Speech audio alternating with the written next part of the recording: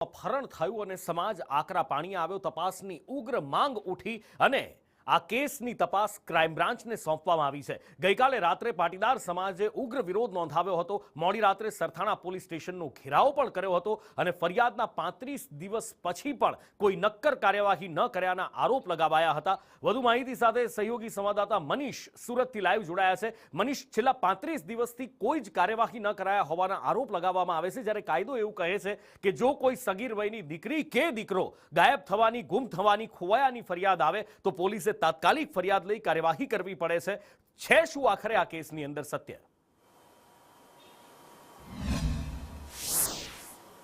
જી બિલકુલ નુપુર, વાત કરીએ તો સુરતના સરથાણા વિસ્તારમાં રહેતી 17 વર્ષીય દીકરીની અપહરણની ફરિયાદ છે તે પરિવારે આપી હતી। આશંકા વ્યક્ત કરવામાં આવી હતી કે એક યુવક છે તે તેને અપહરણ કરીને તેને લઈ ગયો હતો। 35 દિવસથી સતત છે પરિવાર છે તે ધક્કા ખાઈ રહ્યું હતું, પરંતુ કોઈ પણ પ્રકારનો યોગ્ય જવાબ નહીં મળતા ગઈકાલે પાટીદાર સમાજના આગેવાનો છે તે સરથાણા પોલીસ મથકે પહોંચ્યા હતા અને ત્યાં અંગારી જે કહેવાય કે સરથાણા પોલીસ સ્ટેશનનો ઘેરાવ કર્યો હતો। ઘટનાને ગંભીરતાને લઈ તાત્કાલિક અસરથી સરથાણાના પીઆઈ કરપડાટી પણ આવી ગયા હતા અને ત્યારબાદ તેને સમજાવવાની કોશિશ કરી હતી, પરંતુ જે લોકોમાં છે સતત ભભૂકી ઉઠ્યો હતો અને ઉચ્ચ અધિકારીએ આમાં રસ દાખવ્યો હતો અને આખરે જે તપાસ છે તે ક્રાઇમ બ્રાન્ચને સોંપવામાં આવી છે। મહત્વની વાત એ છે કે જે યુવક પર શંકા છે તે યુવકનો મોબાઈલ જે છે તે 5 દિવસથી ચાલુ હતો અને ત્યારબાદ બંધ થયો હતો। એને લઈને પણ રોષ જોવા મળી રહ્યો। જો યુવકનો મોબાઈલ 5 દિવસ ચાલુ હોય તો કેમ તેના સુધી નહીં પહોંચી શકાય? એટલે જે 17 વર્ષીય જે પાટીદાર દીકરી છે તેનું અપહરણ થયું છે અને પોલીસ યોગ્ય દિશામાં તપાસ નથી કરી રહી, જેને લઈને લોકોમાં રોષ જોવા મળી રહ્યો હતો અને હવે તપાસ છે તે